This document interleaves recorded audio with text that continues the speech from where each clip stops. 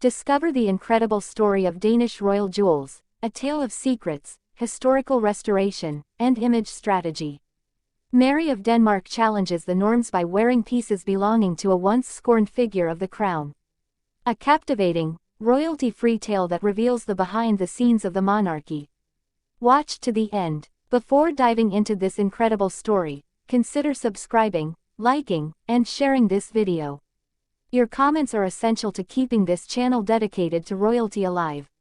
Now, sit back, the story begins. The scene is striking, almost surreal. During a recent public appearance, Mary of Denmark, now Queen Consort and one of the most respected figures in the European monarchy, elegantly displays a necklace from another era. A rare, antique jewel, with lines evocative of a forgotten era. But it's not the jewel's value that speaks volumes. It's its origin. For this necklace, this set, once belonged to a figure long relegated to the margins of Danish royal history, Countess Danner.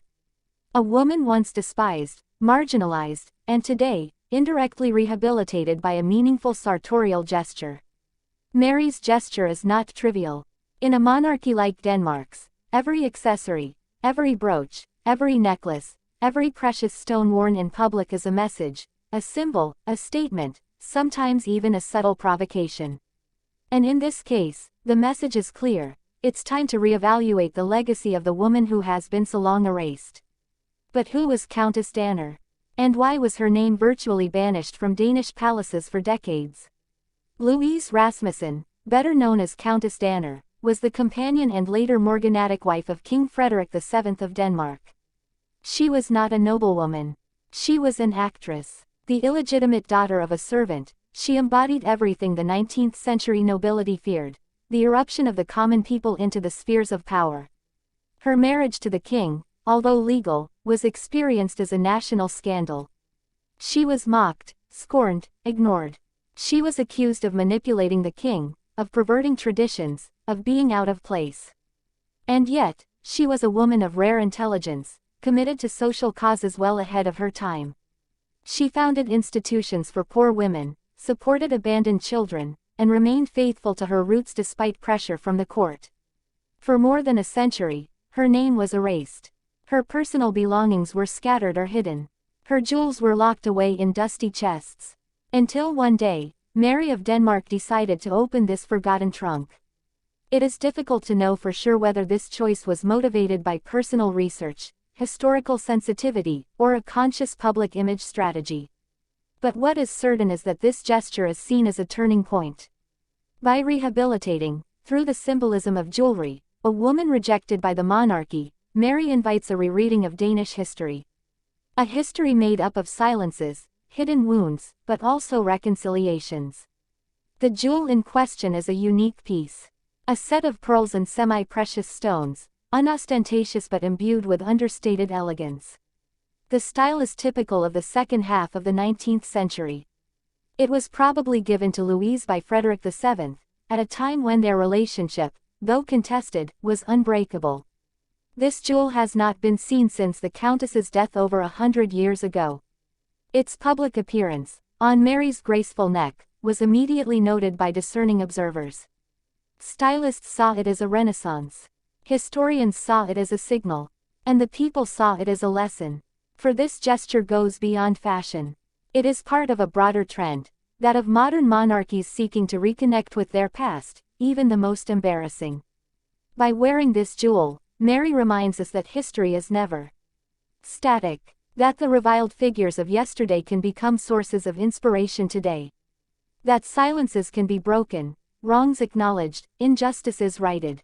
Behind the scenes at Amalienborg Palace, this gesture has provoked mixed reactions. Some see it as a welcome boldness, an act of reconciliation. Others, more conservative, see it as an unnecessary provocation. But this debate is revealing: the monarchy is no longer what it used to be. It is evolving, driven by figures like Mary, who combine tradition and modernity with rare finesse. Mary's own journey lends particular depth to this story. Australian by birth, from a non-royal background, she has, over 2 decades, embodied the values of the Danish monarchy with a naturalness and elegance praised even by her detractors. Her gesture toward Countess Danner also holds up a mirror to her own journey. A woman from elsewhere, loved by a prince, accepted by a people, and who, through her sensitivity, gives voice to another woman once rejected. This jewel, this adornment, this memory, then becomes a bridge. A link between two women, two eras, two struggles. One for love beyond convention.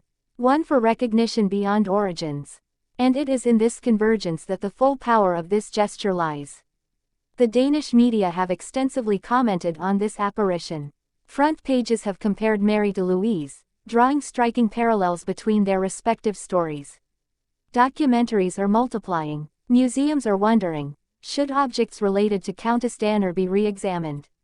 Should permanent exhibitions be reorganized?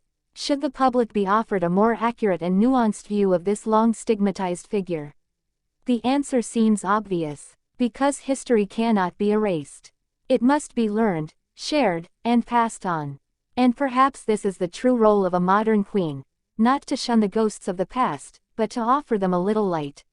Mary did so, with grace, intelligence, and courage. This fashion gesture is therefore much more than a trend. It is a message to future generations. An invitation to look at history in all its complexity. To no longer judge with the blinkers of the past, but with the compassion of the present. And to understand that each piece of jewelry, each brooch, each detail worn in public is a page of history in itself. Nothing in monarchies is left to chance.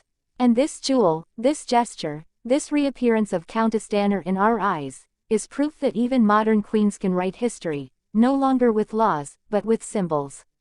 As the cameras capture Mary's elegant silhouette, as the flashes crackle around her neck adorned with this antique jewel, one question arises: are we ready, collectively, to rehabilitate all the forgotten figures of history, even those who are disturbing?